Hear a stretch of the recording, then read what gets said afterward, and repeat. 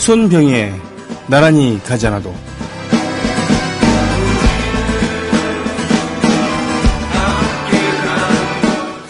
그들이 통치하니 우리는 아무 상관이 없다고 누구도 말할 수 없습니다. 나는 그들의 통치에 대해 책임이 있으며 그들이 더 잘 통치하도록 최선을 다해야 합니다. 능력과 정치에 참여함으로써 최선을 다해야 합니다. 교회의 사회교리에 따르면 정치란 가장 높은 형태의 자선입니다. 정치가 공공의 선에 봉사하기 때문입니다. 빌라도처럼 손을 씻고 뒤로 물러나 있을 수 없습니다. 그렇지 않은가요? 우리는 뭔가 기여해야 합니다. 좋은 카톨릭 신자라면 정치에 관여해야 합니다. A good Catholic meddles in politics. 스스로 최선을 다해 참여함으로써 통치자들이 제대로 다스리게 해야 합니다. 우리가 통치자들에게 제공할 수 있는 최선의 것은 무엇일까요? 기도입니다. 사도 바울의 말씀대로 임금들과 높은 지위에 있는 모든 사람을 위해서도 기도하십시오. 이상은 교황 프란치스코 9월 16일 성녀 마르타의 집에서 성녀 마르타의 집소 성당 미사 강론이래요. 우리나라에서 이런 강론을 했다가 것은 바로 종북 신부로, 종북 사제로, 종북 교황으로 몰리겠죠. 정의구현 전국 사제단 종북으로 몰리고 있습니다. 비를 맞고 있습니다. 우리가 우선이 되거나 우산이 되거나 아니면은 같이 비를 맞을 수는 없겠습니까?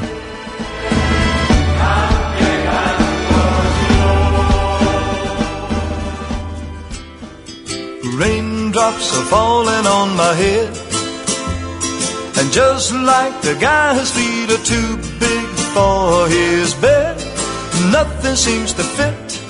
Those raindrops are falling on my head, and they keep falling so high. 애국 시민 여러분, 해외 동포 여러분, 그리고 동네 주민 여러분 안녕하십니까? 저는 여러분의 조합원 소리지기 노래꾼 손병휘입니다. 예. 연일 우리 정의구현 전국사재단 신부님들에 대한 그런 탄압이 심해지고 있습니다. 탄압이라고 볼 수밖에 없죠. 예. 전면적인 공세, 탄압, 침소, 봉대, 전체적인 미사의 분위기라던가 왜 미사를 집전화했을까라고 하는 그런 모든 것들은 싹 들어가고 표현의 일부분만 가지고 꼬투리를 잡고 연일 국가기관과 언론, 박정희 2세까지도 총력전을 벌이고 있습니다. 이게 전형적인 아주 나쁜 보도 형태죠. 아주 나쁜 그 보도 행태고 나쁜 통치 행태입니다. 사건이 일어나면 그 사건의 현상 못지않게 아니면 그거보다도 더 먼저 도대체 왜 이런 사건이 벌어졌는가를 분석을 하고 그렇게 해야 되는 것인데 그 현상의 일부분만 주목을 하는 겁니다. 본질은 부정선거입니다. 선거 과정에서의 부정이었고 그리고 지금 통치 행태에 대한 그런 의문 제기입니다. 네. 그런 거에 대한 것들은 다 어디 가고 발언의 한 부분만 꼬투리 잡아서 심지어는 어저께 나이 드신 분들께서 화영식까지 열었죠. 사재단 사형 뭐 이렇게 붙인 허수아비를 불태우는 이건 저주 중에서도 상저주에 속하죠. 인간에 대한 예의마저 없는 것입니다. 저는 정말 왜 그렇잖아요. 우리 어렸을 때 만화책이나 영화나 뭐 이런 데 보면은 어른들은 나이 드신 할머니 할아버지들은 모두 지혜롭게 자애롭게 나오잖아요.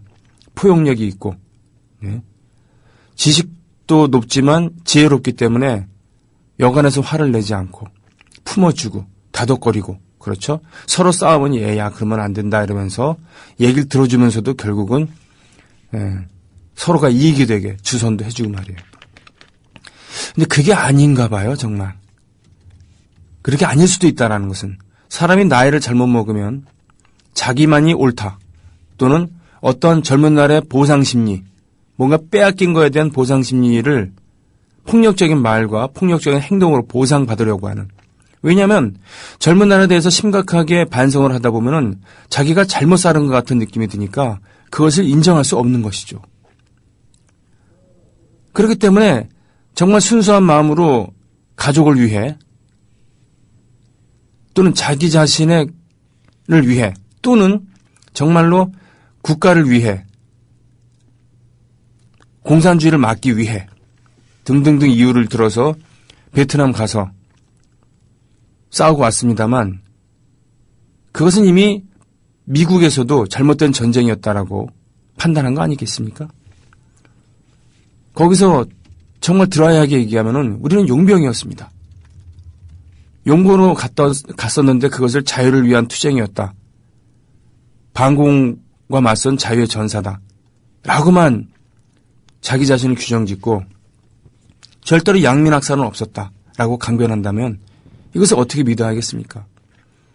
아프지만 인정해야 될 건 인정하는 것이죠. 나는 그런 순수한 마음으로 갔지만 알고 보니까 그게 아닐 수도 있구나라는.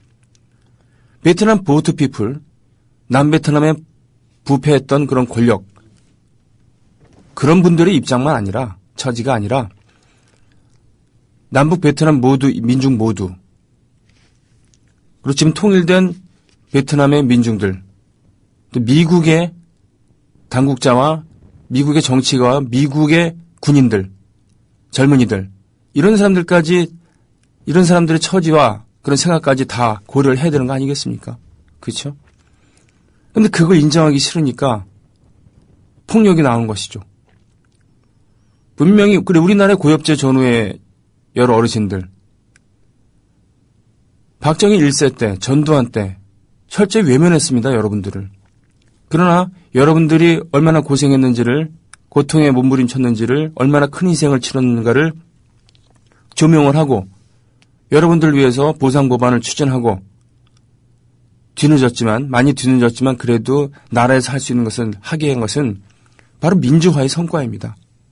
여러분들이 그렇게도 증오하고 짜증내고 심지어 화용식까지 했었던 그런 정권이었죠. 국민의 정부, 참여정부였습니다.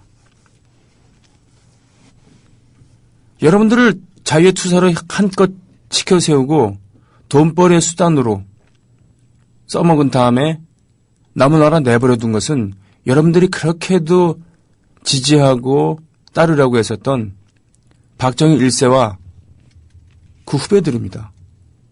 그 친구들이죠.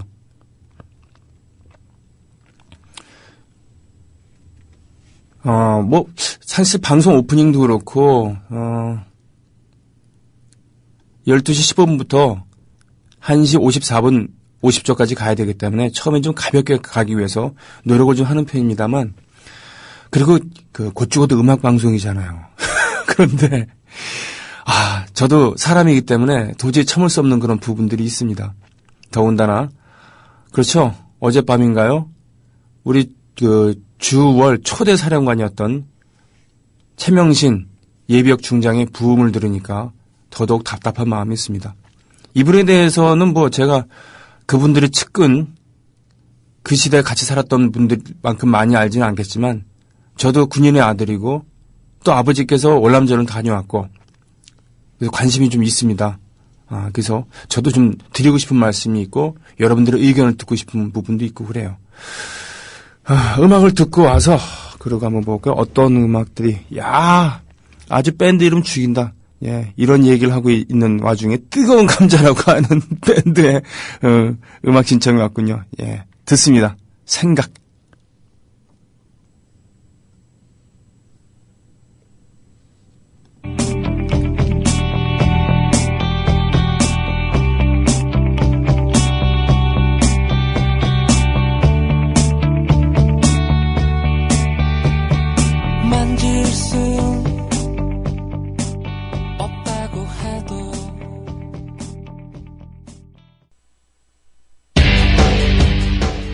TV가 민주화의 성지 광주광역시로 가보래요. 미디어 협동조합 국민TV 광주 전남지역 조합원 한마당이 11월의 마지막 날 11월 30일 토요일 낮 2시 광주 서구 상무누리로 30 김대중 컨벤션센터 301호에서 열립니다. 정승조 아나운서의 사회로 손병희의 나란히 가지 않아도의 진행자 가수 손병희와 개그맨 노정열의 노발대발 공개방송 그리고 라이브 콘서트 강기정 민주당 의원과 함께하는 서영석 김용민의 정치 토크 공개 방송이 펼쳐집니다. 돌아오는 토요일 11월 30일 낮 2시 광주광역시 상무지구 마릉역 5번 출구 김대중 컨벤션센터 301호 공정언론을 희망하는 광주 전남지역 조합원과 시민 여러분의 많은 참여를 바랍니다.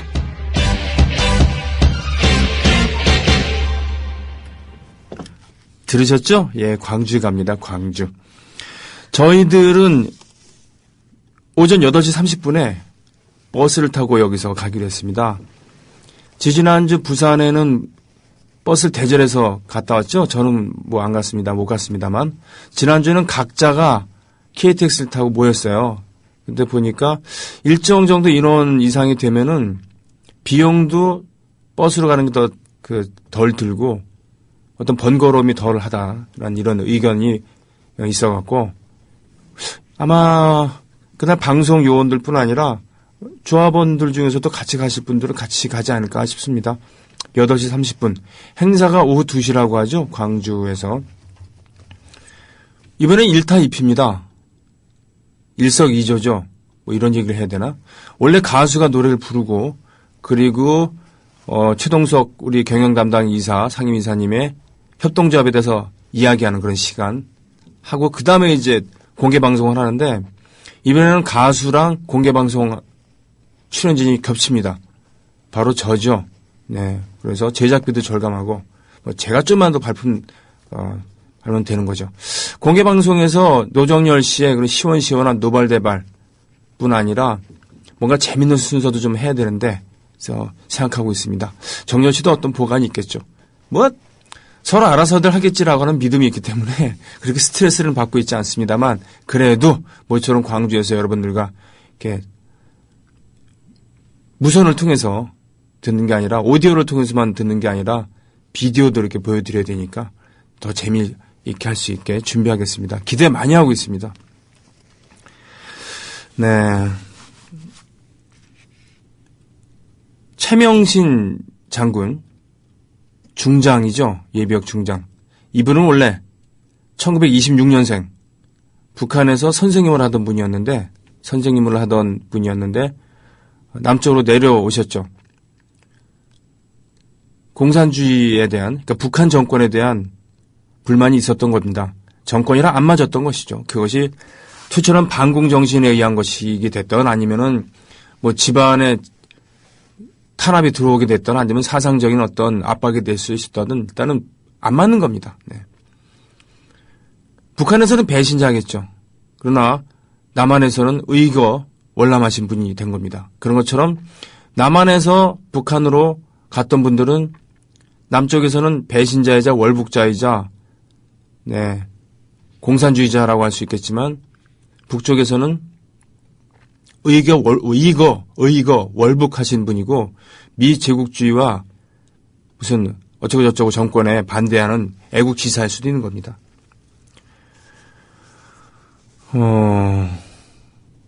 일단 그렇게 남한으로 와서 국방경비대에 입교를 하게 되죠. 5기라고 알고 있습니다. 국방경비대는 뭐냐면 그렇죠. 예. 우리 지금 대한민국 국군의 모태가 된 겁니다. 건준 계열의 그러니까 몽양 여운형 선생이 준비했던 건준 계열의 국군준비대라는 것이 있었는데 그 국군준비대는 김두한 사단에 의해서 무력으로 짓밟힙니다. 유혈로 마무리되죠.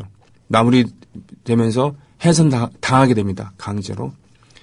그래서 이 국방경비대가 우리나라 국군의 모체가 되는데 거기에 간부들을 길러낸 것은 군사영어학교고요. 이 고 최명신 장군은 국방경비대 5기인지 아니면 군사영어학교 5기인지 제가 좀 헷갈립니다만 아무튼 5기래요. 네. 그리고 일찍이 한국전쟁 이전부터 실전을 치르게 됩니다. 그렇겠죠. 이미 한국전쟁 이전에 이 휴전선뿐 아니라 그때 38선뿐 아니라 제주에서 지리산 일대에서 무력 충돌이 계속 있었잖아요. 그것을 한쪽에서는 빨치산 투볼 작전이라고 하고 한쪽에서는 뭐 어떻게 얘기할지 모르겠습니다만 실전 경험을 쌓습니다. 그리고 한국전쟁이 터졌을 때 백골병단이라고 하는 유격대를 조직을 합니다. 정말 대단한 활약을 보였었던, 그러니까 북한군 주둔 지역으로 가서 유격전을 벌인 거죠. 엄청난 사상률을 기록한 대단히 위험한 임무였죠. 그것을 이끌었습니다. 이 고 최명신 씨도 죽을 고비를 여러 번 넘깁니다. 그의 수기, 물론 수기라는 것은 자신의 그 주관적인 느낌이 많이 있으니까 그것을 모두 믿을 수는 없겠지만요. 그래도 그걸 감안하더라도 엄청난 고생을 했습니다. 대단한 의지의 소유자였고 체력과 정신력이 뛰어났죠. 그리고 뭐 무슨 손자병법을 배운 것도 아닌데 대단히 전술적으로 뛰어난 머리를 갖고 있던 걸로 알고 있습니다. 그렇게 연대장으로 대대장, 연대장을 거치면서 한국전쟁이 끝난 다음에는 별을 달고 사단장을 하죠. 그러다가 박정희 1세와는 바로 백골병단의 살아남은 생존자들과 강릉을 찾았을 때 그쪽을 관할하는 부대의 사단의 참모장인가 그랬어요. 박정희 1세가. 그때 만나게 됩니다. 그렇게 위험한 데 가갖고 무공을 세우다니 정말 대단하다 이러면서 그 일행들에게 고깃집으로 내려가고 고기를 대접을 했다고 하죠. 그것이 친분이 되어갖고 5.16 군사 쿠데타 때 이분도 참여를 하게 됩니다. 그 후로 뭐 군대에서 이렇게 이런 요직을 거치다가 바로 파월이 있을 때 그때 초대 사령관이 됩니다.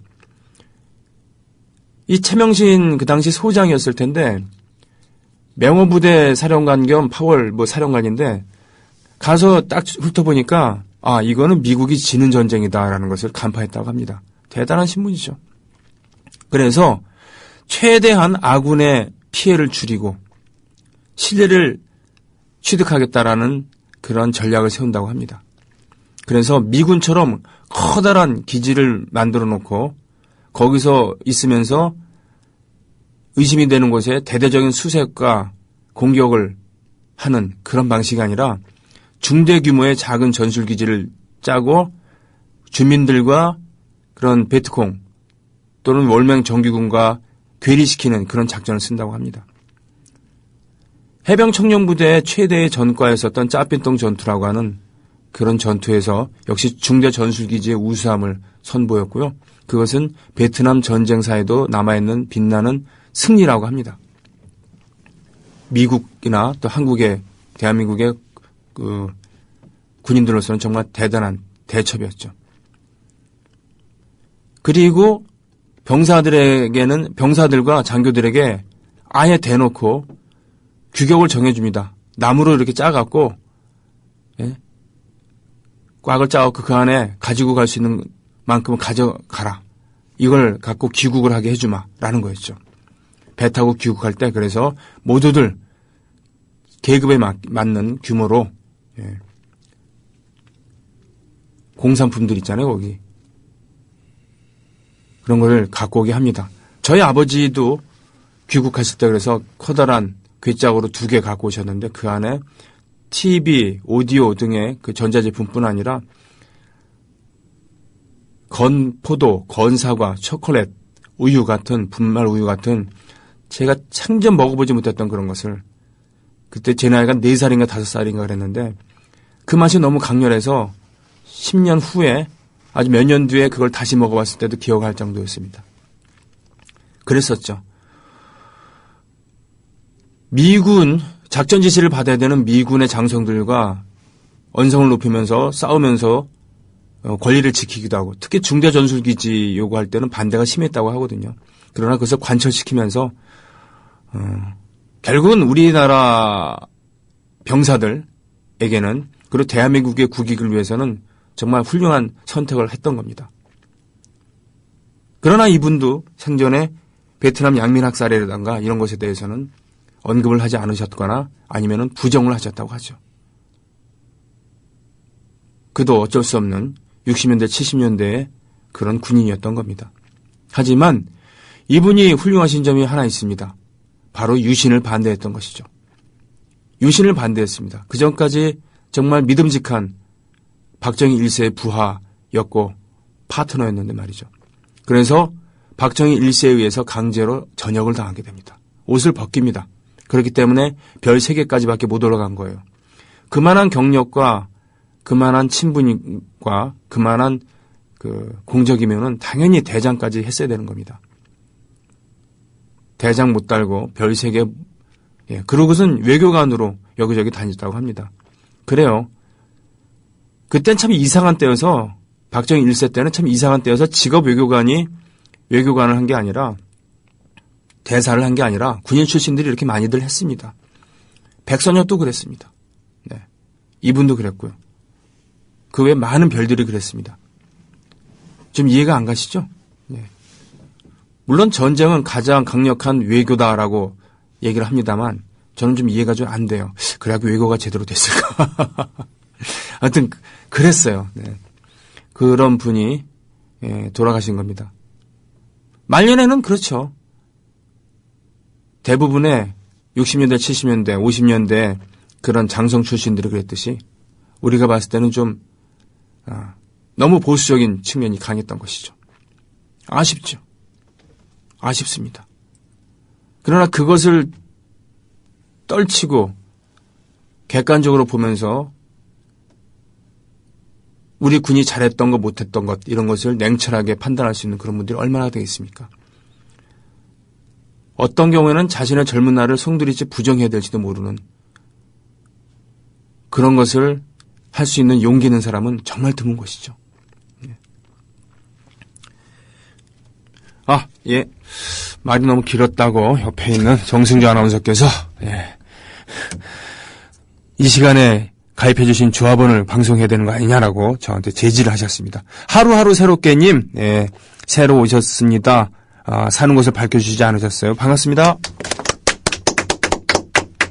ANN122님, 이분은 또 살고 계신 것을 밝히지 않으셨어요. 반갑습니다.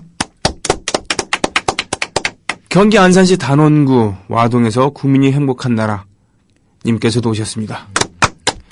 이 세 분은 모두 일단 약정을 하셨고요.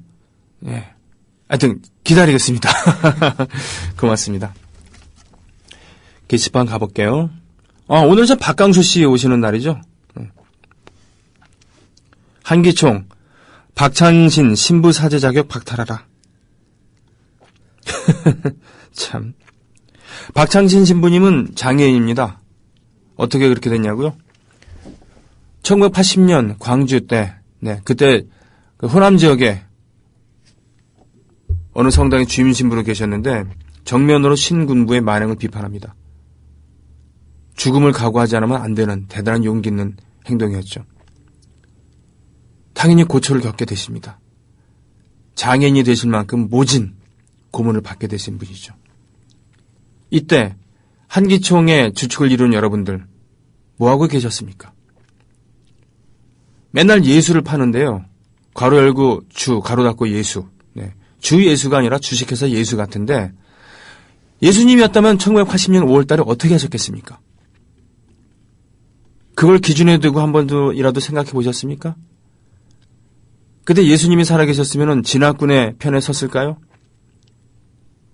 그랬을 거라고 고개를 끄덕인다 하면은 그걸 우리가 기독교인이라고 인정할 수 있겠습니까? 그런 주제에 지금 박찬진 신부님한테 이런 말도 안 되는 이야기를 하는 겁니까? 니들이나 잘하세요, 정말. 사랑의 교회 지난 일요일 날 그 말도 많고 탈도 많았던 법을 어겨가면서 새로 만들었다고 하는 그들이 이야기하는 성전에서 처음 예배를 본 모양인데요. 그날 오전 내내 교통정체가 심각했다고 하죠. 당연하죠. 교통에 주는 영향이라던가 이런 거 전혀 고려하지 않고 또 일개 교회에 말이죠. 지하철역과 연결할 수 있게 이렇게 특혜도 주고 온갖 특혜를 다 주고